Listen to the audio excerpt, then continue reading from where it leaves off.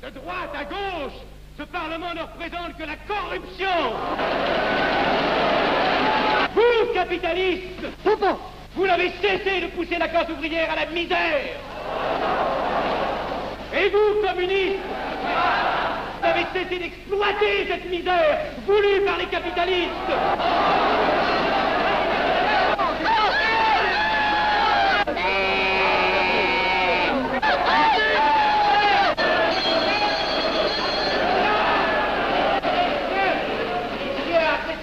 Et vous tous, parlementaires, désuets et périmés, n'acceptez pas le parlementarisme.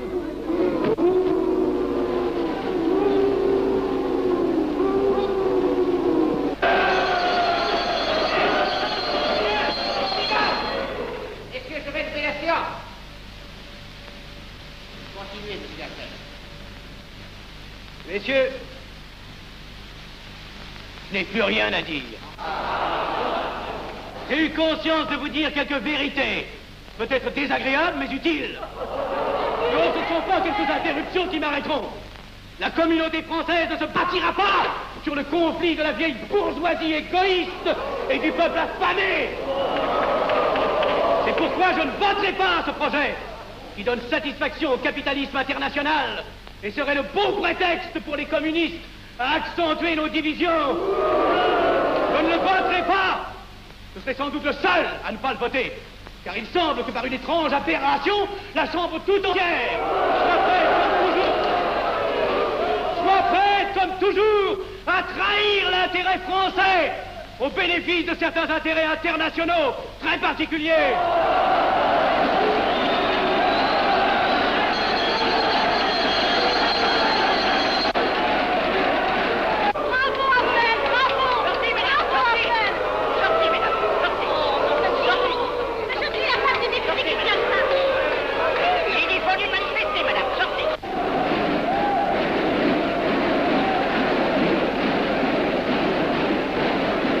Il a du courage, ce petit Afflel. Ces petits nationaux trop puritains nous font perdre notre temps. Il faudrait l'éduquer un peu. De quelle loge est-il? Il n'est pas de chez nous, mon frère Dubois. Tout s'explique. Voilà un garçon intelligent qui a besoin d'une méthode et de conseils. Présentez-le donc. Il est sensible, il faudra procéder avec précaution. Envoyez-lui la rivière, il saura le persuader. J'y vais.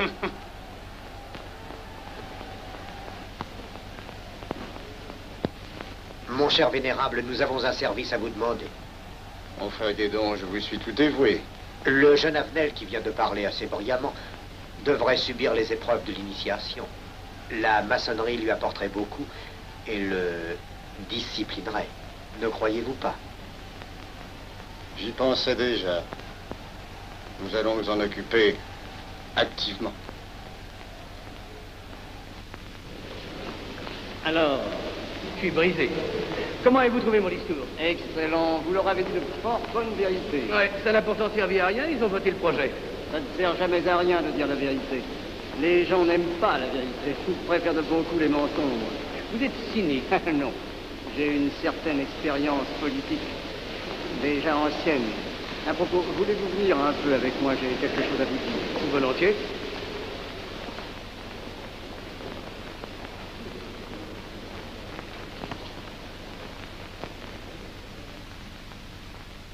Oui, voyons, je voulais vous dire, si nous reprenions notre conversation sur la franc-maçonnerie, vous m'aviez dit l'autre jour que vous étiez curieux de connaître cette association. Ah oui, on en dit tantôt du bien, tantôt du mal. Je vous avoue que je n'aime pas beaucoup les sociétés secrètes. Ah, pardon.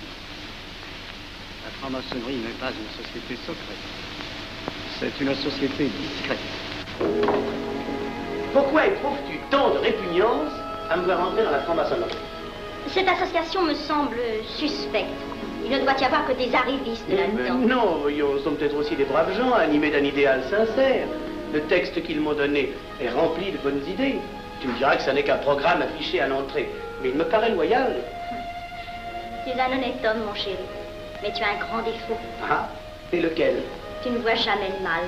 Tu imagines que les autres sont bons comme toi-même. C'est pourquoi tu as toujours des déceptions. N'importe, je suis décidé à tenter cette expérience. Alors fais-la. Je souhaite me tromper. Quand vas-tu te présenter chez ces gens? Mercredi. Déjà.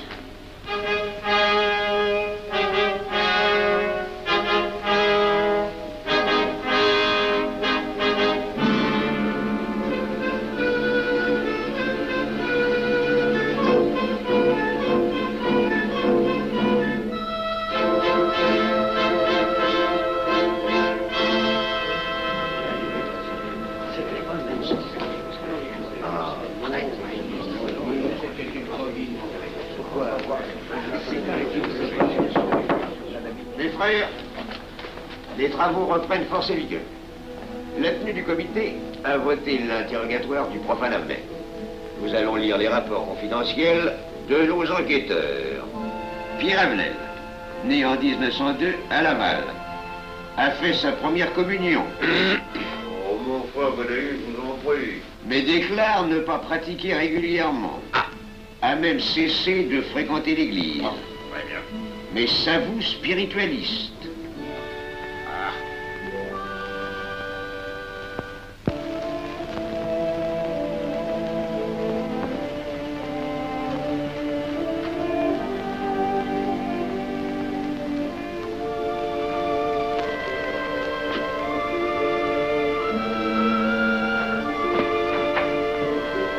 Monsieur, voulez-vous me citer? Permettez-moi de vous barrer les genoux. Mes frères, le profane Avenel, qui nous est recommandé par notre frère Gainsbourg, vice-président de la Chambre, est député. Cela ne nous impressionne pas. Nous devons surtout examiner ce qu'il pourra apporter à la franc-maçonnerie. Il nous faut des gens qui servent notre ordre et contribuent à sa puissance. Pour l'instant, il paraît afficher des idées nationales un peu trop absolues. Mais enfin, je voudrais vous prévenir d'une chose. Comme il est de notre intérêt de tenir en main un grand nombre de parlementaires, il vaudrait peut-être mieux ne pas lui poser des questions qui pourraient le choquer. On nous le signale comme assez sensible sur les questions spirituelles ou religieuses. Quand il aura travaillé quelque temps parmi nous, il aura évolué.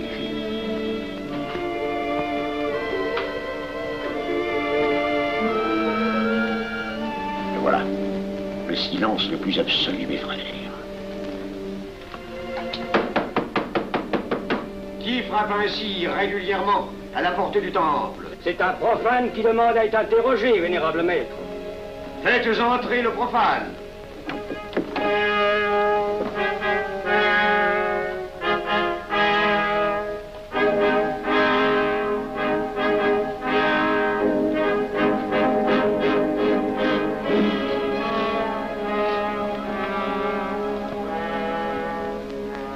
Monsieur, vous avez déclaré vouloir faire partie de la franc-maçonnerie. Mais nous désirons savoir qui vous êtes. Nous allons donc vous interroger sur vos sentiments, vos croyances, vos idées politiques. Répondez-nous sans vous troubler, mais en nous disant la plus stricte vérité. Consentez-vous à cet interrogatoire? J'y consens. Monsieur, croyez-vous en Dieu? Et pourquoi? Vous semblez être déçu par ce premier contact avec la maçonnerie. Mais l'interrogatoire est assez pénible. J'ai dû paraître ridicule. Vous vous trompez. D'autres qui sont passés avant vous ont moins bien répondu. Vous avez été reçu avec une majorité convenable, 16 voix contre 10. Comment, j'ai eu 10 voix contre moi? Non, non. 2 seulement. 2. Mais les voix d'opposition comptent pour 5. Ah, un opposant de plus, et vous étiez blackpoolé. La maçonnerie est difficile sur le choix de ses candidats. Pas assez, mon cher, pas assez. Je dois même vous avertir que lorsque vous serez en loge, vous serez déçu. Le milieu maçonnique est épouvantablement médiocre. Vous verrez que vous nous apporterez plus que vous ne recevrez. Mais ces rites dont vous m'avez parlé, ces initiations mystérieuses... De bêtises. Il y en a qui y attachent un certain sens symbolique. La plupart des maçons rient eux-mêmes de ces vieilles pratiques désuètes. Seulement, le jour de votre initiation, tenez-vous bien, les épreuves de la cérémonie ne sont pas commodes.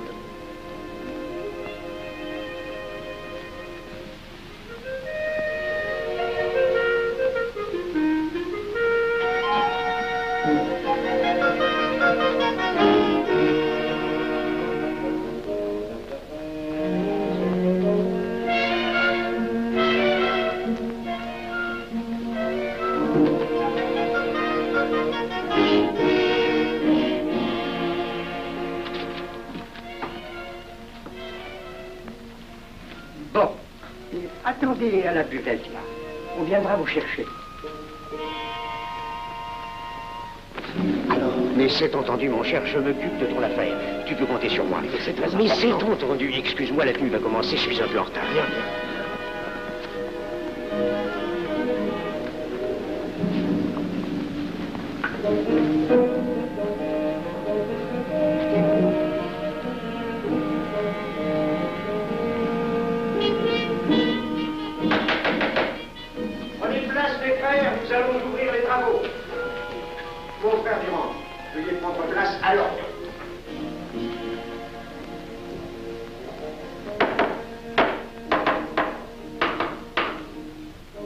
Premier surveillant, êtes-vous franc-maçon? Mes frères me reconnaissent comme tel, vénérable maître. Frère second surveillant, quel âge avez-vous? 3 ans, vénérable maître. Frère premier surveillant, quel est le premier devoir d'un surveillant en loge? Vénérable maître, c'est de s'assurer que le temple est couvert. Veuillez vous en faire assurer par le frère coureur.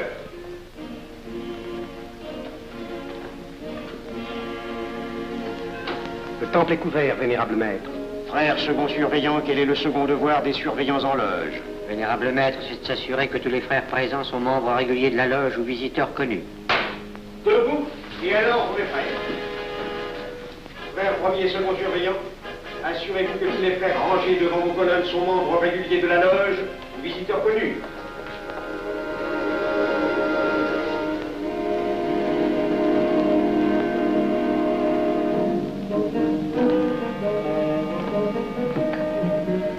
Vénérable maître, les frères qui décorent l'une et l'autre colonne sont membres réguliers de la loge ou visiteurs connus. Il en est de même à l'Orient. Frère premier surveillant, à quelle heure les francs-maçons opèrent-ils leurs travaux? À midi, vénérable maître. Quelle heure est-il, frère second surveillant? Il est midi, vénérable maître. Puisqu'il est l'heure du travail, frère premier et second surveillant, invitez les frères de vos colonnes à se joindre à vous et à moi pour ouvrir les travaux de la respectable loge des enfants de l'univers Orient de Paris, au grade d'apprenti, en la forme accoutumée. À moi, mes frères, par le signe, la triple batterie et l'acclamation.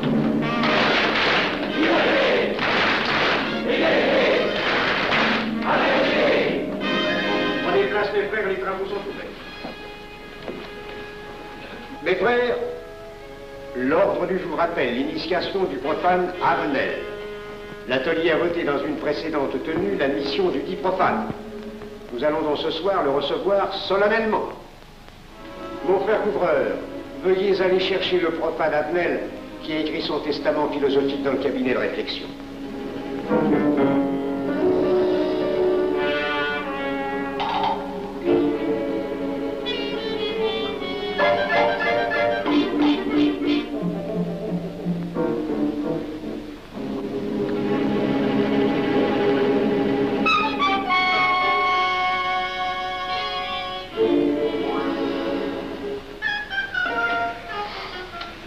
Rigolo leur truc. Monsieur, veuillez me suivre.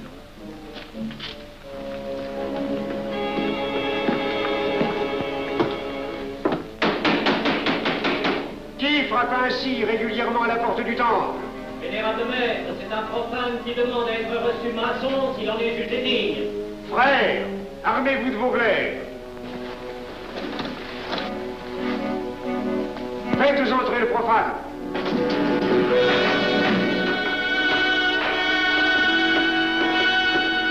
Laissez-vous, monsieur.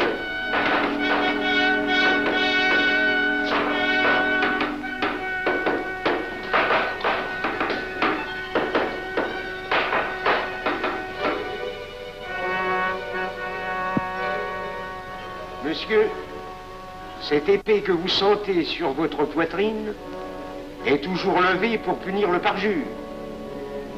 Elle est le symbole du remords qui déchirerait votre cœur si vous deveniez traître à la société dans laquelle vous voulez entrer. Est-ce de votre propre volonté, en pleine liberté, que vous vous présentez parmi nous? Oui. C'est une institution qui ne procède que d'elle-même. Elle prend sa force dans la raison. Persistez-vous toujours dans vos intentions? Êtes-vous bien déterminé à vous soumettre aux épreuves, quelles qu'elles puissent être? J'y consens. En ce cas, confiez-vous à la main qui va diriger vos pas. Mais, comme il serait imprudent de s'imposer des obligations dont on ne connaîtrait pas l'étendue, il est de la sagesse de cette respectable assemblée de vous dire quels seront vos devoirs si elle vous admet dans son sein. Le premier est un devoir absolu de secret sur tout ce que vous pourrez entendre et découvrir parmi nous, ainsi que sur tout ce que vous verrez et saurez par la suite. Je dois exiger de vous un serment prêté sur la coupe des libations. Consentez-vous à le prêter? Oui. Frère expert, faites approcher le profane. Et vous, maître des cérémonies, apportez la coupe des serments. Présentez la coupe au profane.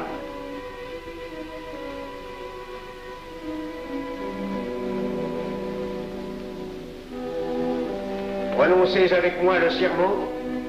Je m'engage sur l'honneur, au silence le plus absolu, sur tous les genres d'épreuves qu'on pourra me faire subir.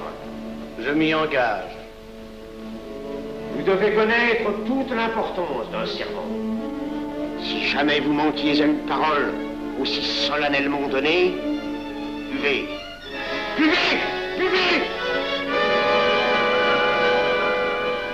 Que ce breuvage amer soit pour vous le symbole de l'amertume et du remords que laisserait dans votre cœur le parjure qui aurait souillé vos lèvres.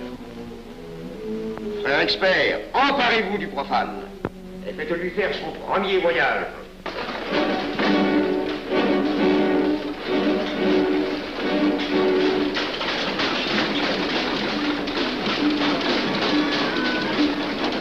Là, c'est un profane qui demande à être reçu maçon. Comment ose-t-il l'espérer? C'est qu'il est libre et de bonne mœurs. Puisqu'il en est ainsi, qu'il passe.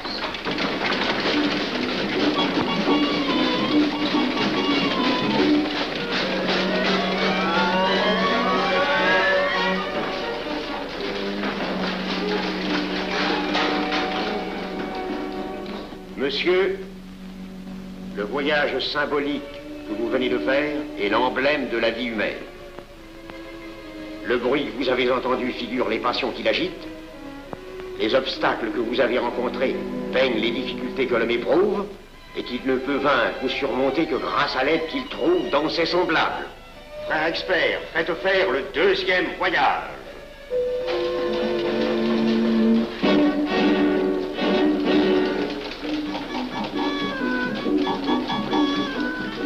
Qui va là?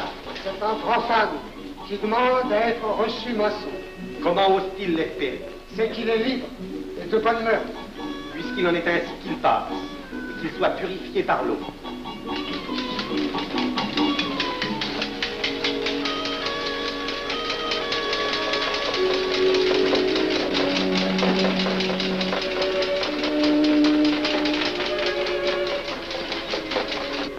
Monsieur, nous avons procédé à l'épreuve de l'eau qui représente l'épuration de votre esprit naissant à la vie maçonnique. Votre cœur doit être limpide comme l'eau pure. Frère expert, faites faire le troisième voyage.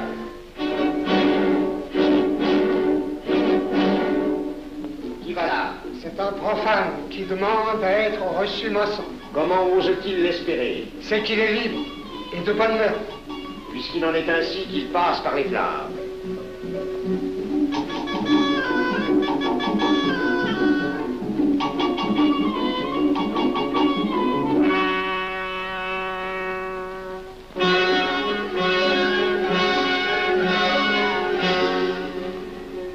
Monsieur, les flammes dont vous avez été environné ont achevé vos épreuves.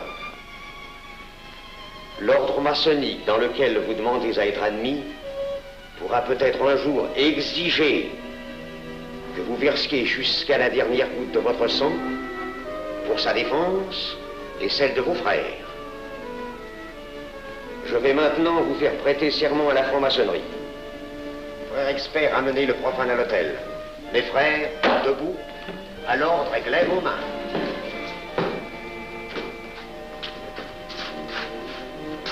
Moi, Pierre Avenel. Moi, Pierre Avenel. De ma propre et libre volonté. De ma propre et libre volonté. En présence de cette respectable assemblée de maçons.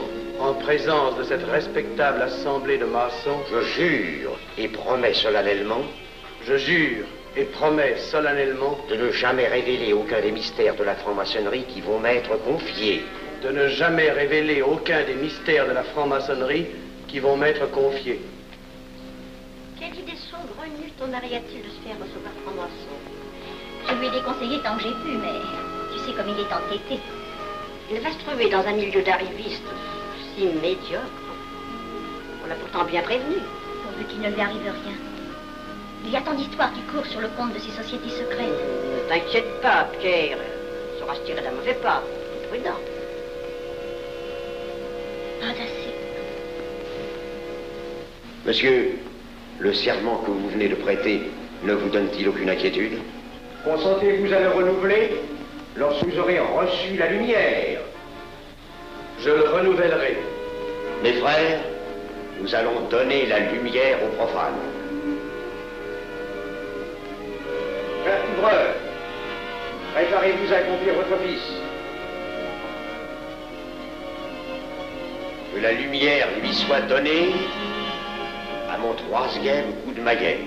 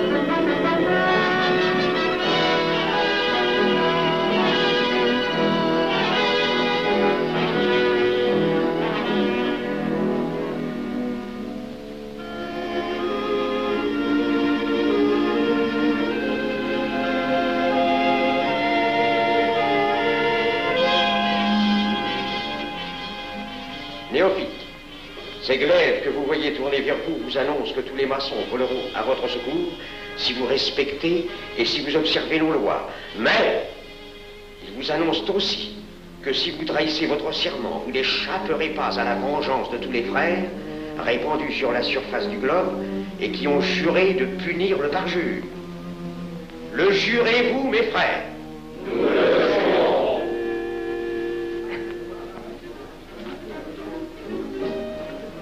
Mes frères, à la santé de notre nouveau frère. À votre santé.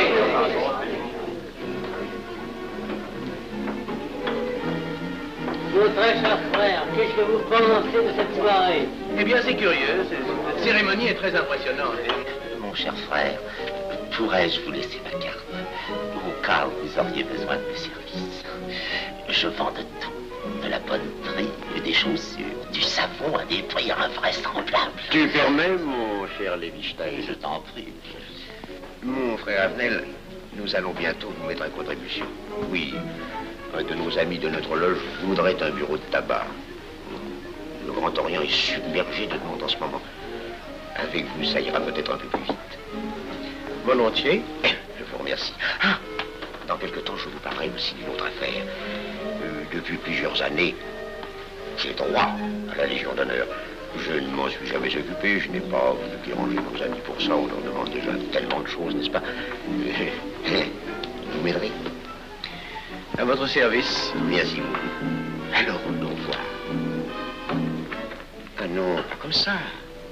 Voyez-vous, des petits coups secs avec le pouce, là, comme ça. Pam, pam, pam. Essayez. Pam, pam, pam. Et ben voilà. Avec ce signal-là, on ouvre toutes les portes.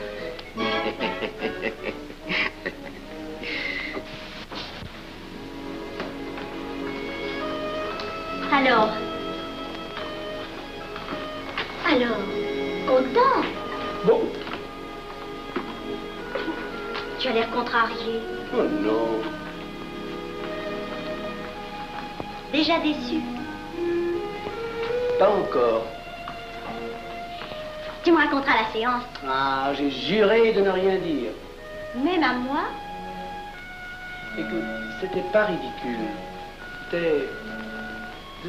C'était étrange.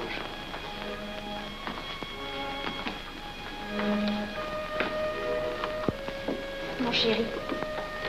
Oh, mon chéri, c'est idiot, mais j'ai peur pour toi. Qu'est-ce que tu veux qu'il m'arrive? Oh, mon grand.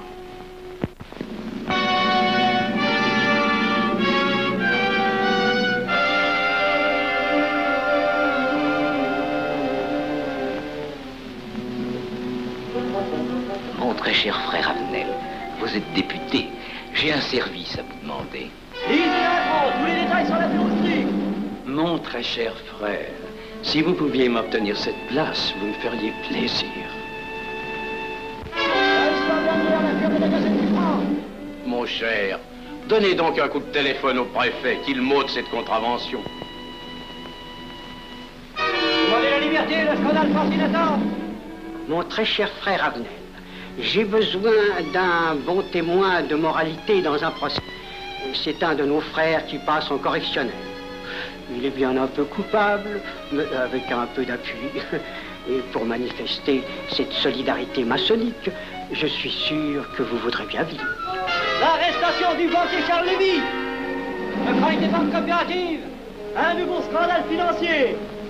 Il faut l'exclure, c'est une fripouille. Oui, évidemment, c'est une fripouille, mais puisque personne ne le sait, nous pouvons le garder parmi nous. Non! Je comprends très bien vos réactions, mon cher Avenel. Mais tenez, je vais vous citer un exemple.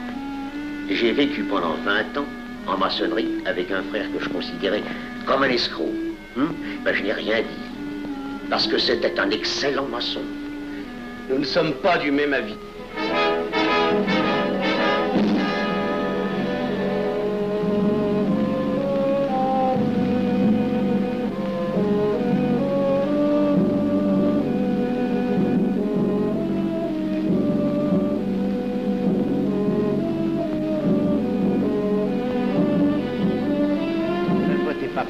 Pourquoi?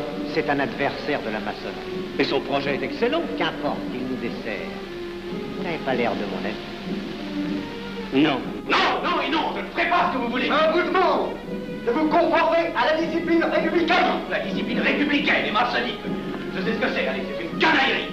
Mon frère, ne laissez pas vos paroles dépasser votre pensée. Oh, ne croyez pas que je sois en colère, non, j'ai tout mon sang-froid au contraire. Et c'est pour ça que je ne voterai pas cette loi unique. Vous détruisez ce pays en l'empoisonnant doucement. Avenel, vous ne parlez pas sérieusement. Mais vous ne comprenez donc rien.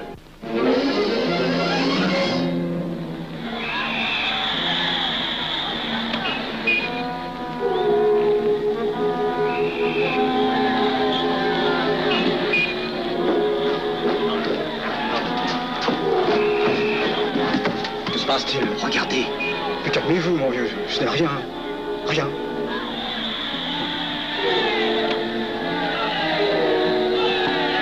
Que croyez-vous qu'on doit faire? Rien. Surtout rien. Pas de pareil cas, il faut attendre. Et croyez-moi, il n'y aura pas d'incident. Tous ces gens vont rentrer se coucher. Ils sont fatigués là-bas, crier.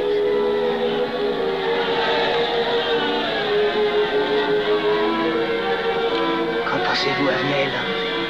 Je voudrais être avec eux, place de la Concorde. Vous ne parlez pas sérieusement? J'ai pas envie de rire.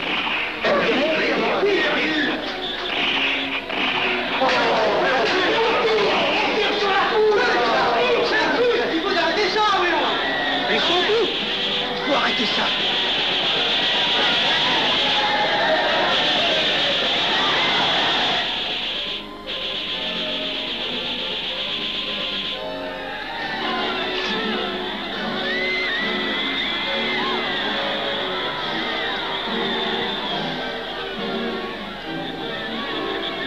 Que faire? Trop tard. On tire encore. Coup de feu.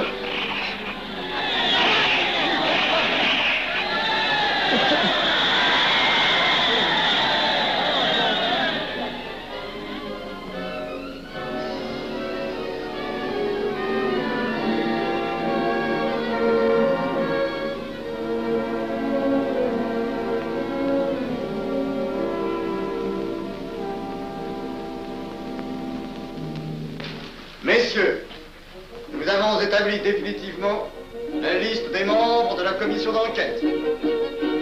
Tout le monde est bien d'accord pour la soumettre au vote de la Chambre. Pas d'objection? Le projet est accepté à l'unanimité. La séance est levée.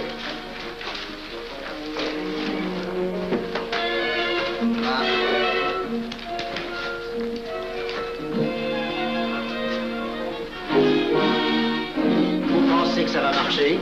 Je ne prévois pas d'opposition. Si cela est ainsi, nous risquons de nous en tirer. Je le crois sincèrement. Nos frères députés nous attendent dans un salon voisin. Ils sont impatients de vous entendre. Bah, allons-y. Avenel. À propos, cher ami, je vous ai mis d'office dans la commission d'enquête. Moi, pourquoi? C'est indispensable. J'ai besoin de vous. Venez avec nous. Vos amis nous attendent.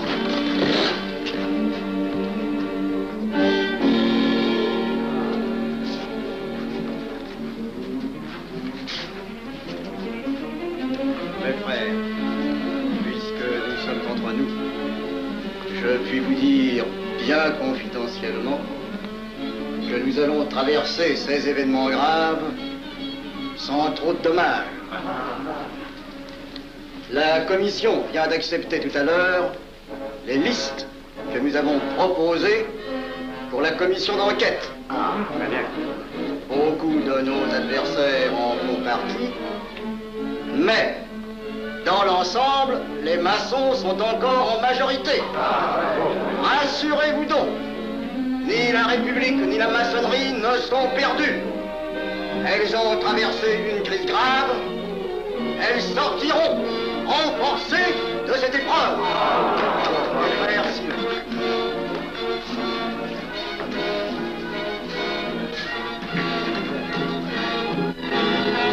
Demandez l'anti-Marchon, le scandale de la commission d'enquête.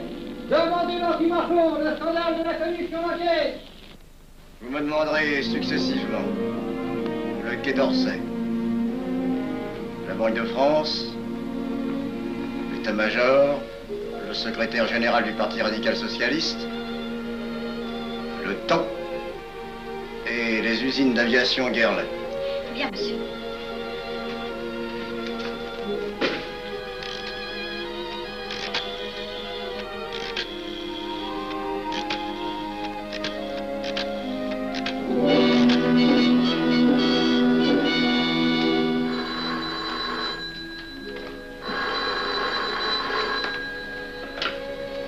Allô, le chef de cabinet du ministre.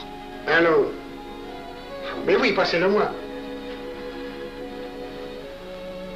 Lui-même, à vos ordres, mon très cher ami. Je ne peux rien vous dire par téléphone. Il pleut. Vous me comprenez? À merveille. Alertez tous nos amis à l'étranger. Qu'en aucun cas, on ne parle de nous. Silence. Compris. Allô, ici Général Maisonnat.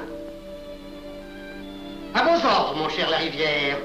Je compte sur vous, mon cher général, pour que l'armée ne varie pas politiquement. Elle doit rester divisée, avant tout. Ne craignez rien, j'ai déjà procédé à des changements importants. Tous les officiers suspects d'être contre nous ont été éloignés de Paris et séparés les uns des autres.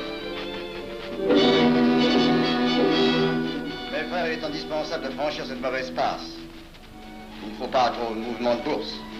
N'est-ce pas, mon frère sous-gouverneur? Nous maintiendrons la monnaie. La presse de droite doit essayer d'attaquer la presse de gauche. Pendant quelque temps. Pour donner le change. C'est entendu.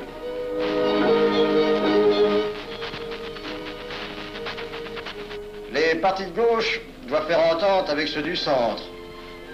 Et ceux de l'extrême gauche. De la sorte, nous contrôlons le peuple. Bloc populaire. Mieux.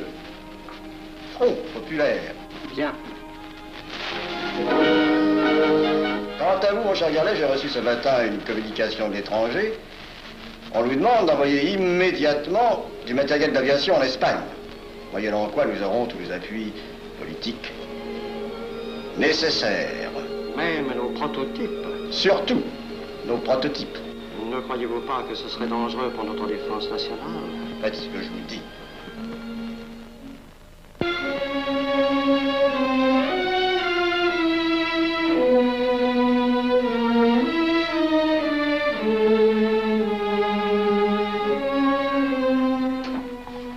Monsieur Avenel, faites entrer. Ah, bonjour, cher ami. Comment on va? bien, merci. Ah, je vous ai fait appeler. Que se passe-t-il? On ne vous voit plus. Vous le boudez? Oh non. Cigarette. Non, merci. Dites-moi, pourquoi avez-vous refusé de faire partie de la commission d'enquête? Oh, j'ai beaucoup de travail en ce moment et je fais déjà partie d'autres commissions. Avenel, répondez-moi franchement. Ce n'est pas parce que nous avons eu l'autre jour une petite discussion bien fraternelle? Eh bien, justement, si. Je voudrais vous parler de la franc-maçonnerie. Ah, mais bien, voyons, mais bien entendu. Asseyez-vous. Ah. Alors? Ah, je vous écoute. Eh bien, voilà, vous avez été mon présentateur, je vous dois une explication. Je suis décidé à déposer ma démission. Vous avez l'air d'avoir été déçu par la maçonnerie. Oh, pire, choqué. Pourquoi? Et confessez-vous, mon vieux. Vous ne serez pas le premier maçon qui m'aura ouvert son cœur. Qu'est-ce qu'on vous a fait? Mais à moi, personnellement, rien. Mais je trouve ce milieu maçonnique... pourri d'arrivistes écœurants. Je vous l'accorde. Ah, ben, je ne vous le fais pas dire. Oh, croyez-vous que je sois dupe? Ben, alors je ne comprends pas. Tant de vertus affichées sur le programme à la porte. Tant de mystères à l'intérieur pour ne cacher que ces petites combines, ces appétits de comitard. Je m'attendais à trouver des hommes dévoués, sinon supérieurs. Au lieu de ça, je n'ai rencontré que des quémandeurs de bureaux de tabac ou de décoration. Ou alors des fripouilles qui cherchaient à m'utiliser pour échapper à des condamnations. En dehors d'eux, des phraseurs, des sectaires, ignorant tout, ne connaissant rien de l'histoire de leur pays, rien de l'histoire du monde, rien de la politique, rien de la philosophie, rien. Ah, des cerveaux vides, mais des dents longues et des langues folles. Et c'est cela qui gouverne la France.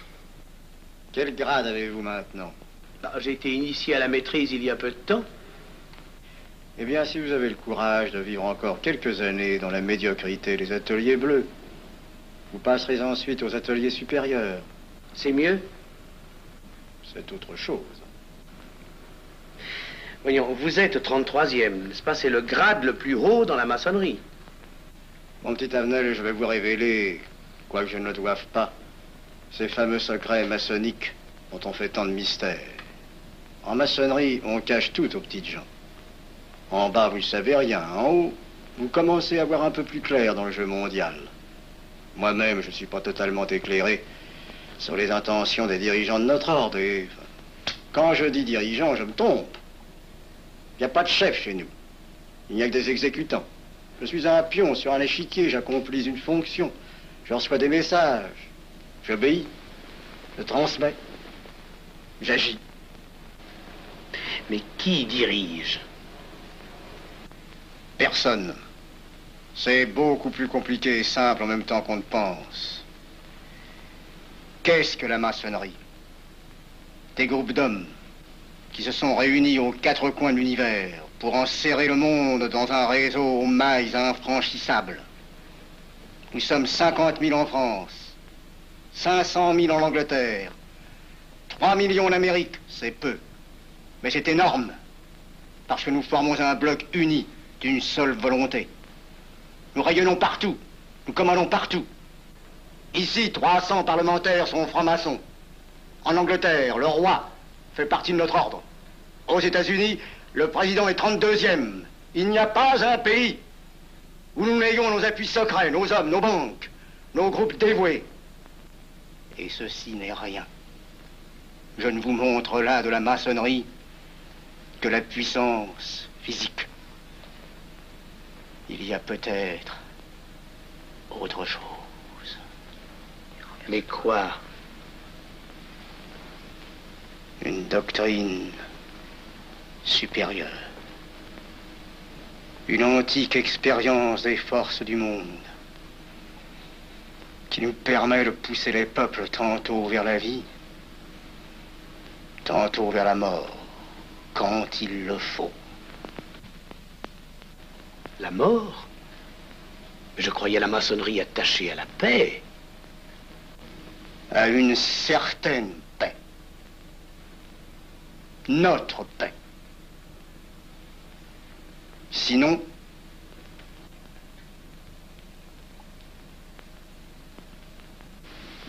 alors, cette démission? Je vais réfléchir.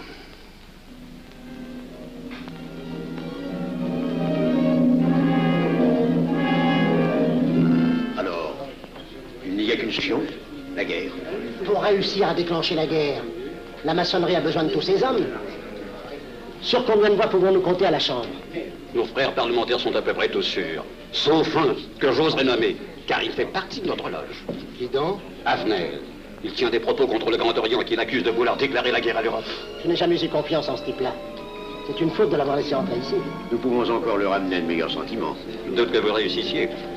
Qui sait? Nous avons peut-être les moyens pour ça.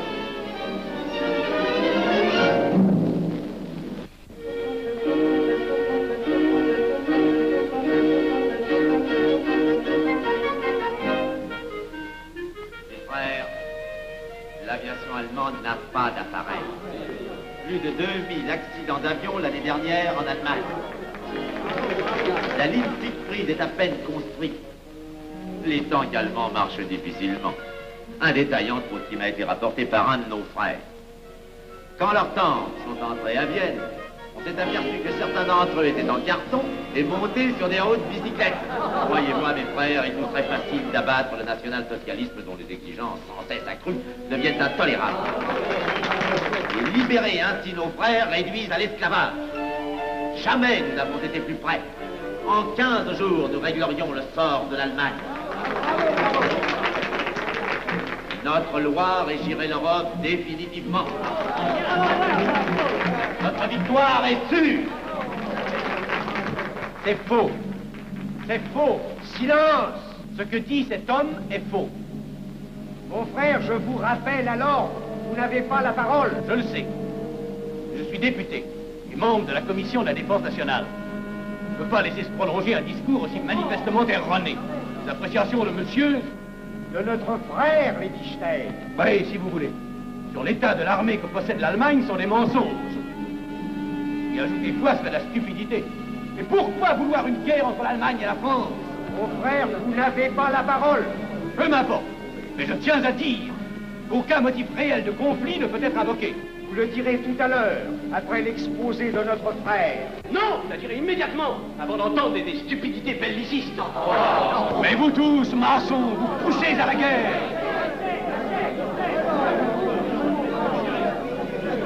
Pour que ce pays soit gouverné par vos lois, par les Juifs et la maçonnerie surtout.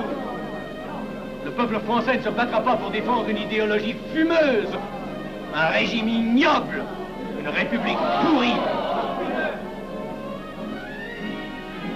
Mon frère Avenel, je vous prie de couvrir le temple.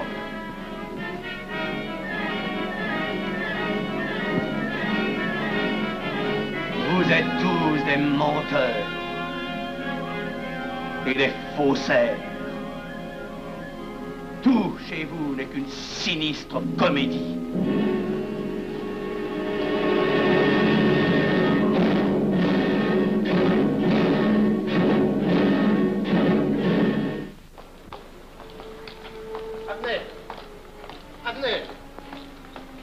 Avenel, excusez-moi, comme vous, j'habite Neuilly, c'est pourquoi je me permets de vous rejoindre. Oui, vous avez fort bien fait, monsieur. J'étais près de vous à la tenue. Je voulais vous féliciter.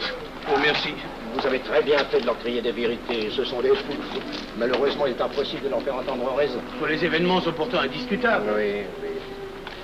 Dites-moi, j'ai des documents confidentiels sur l'action actuelle de la maçonnerie qui peut-être vous intéresseraient. Des documents? Oui, oui, des documents. Vous êtes député, il serait utile et urgent que je vous les communique. Mais je crois bien, où sont-ils? Chez moi, pas très loin d'ici. Si vous avez quelques minutes. Et volontiers, allons. Alors, qu'est-ce qu'on décide? Pétard ou couteau? Le couteau, ça fait moins de bruit. Attention, les voilà.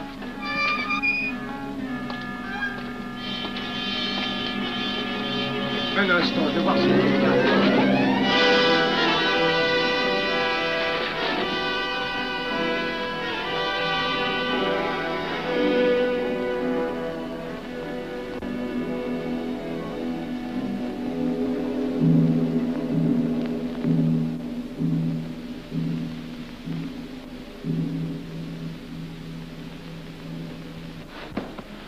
Ne t'inquiète pas, mon chéri. Tu guériras vite. Le docteur a dit maintenant que tu étais sauvé, à condition d'être sage.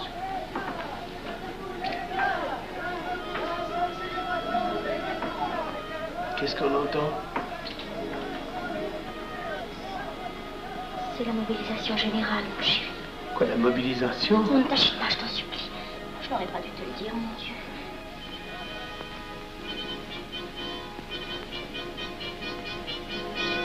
T'en fais pas, mon chéri. Tu reviendras vite.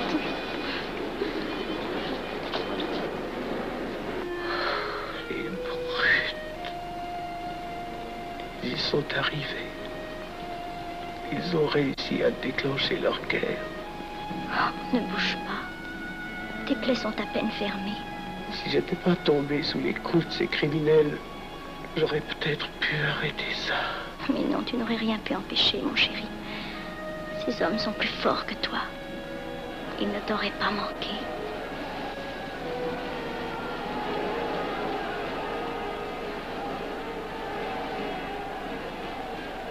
Qu'est-ce que c'est?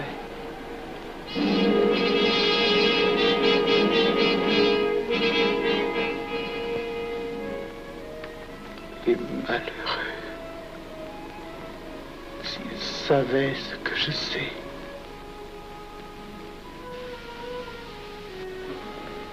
Mes frères, nous pouvons affirmer en toute sérénité que la franc-maçonnerie universelle a présentement atteint son but.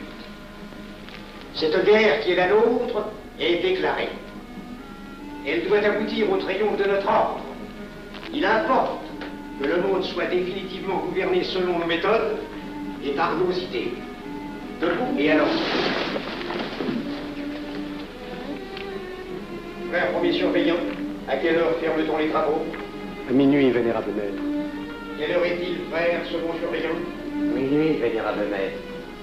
Puisqu'il est minuit et que nous avons accompli notre œuvre, je déclare les travaux clos à mon coup de maillet.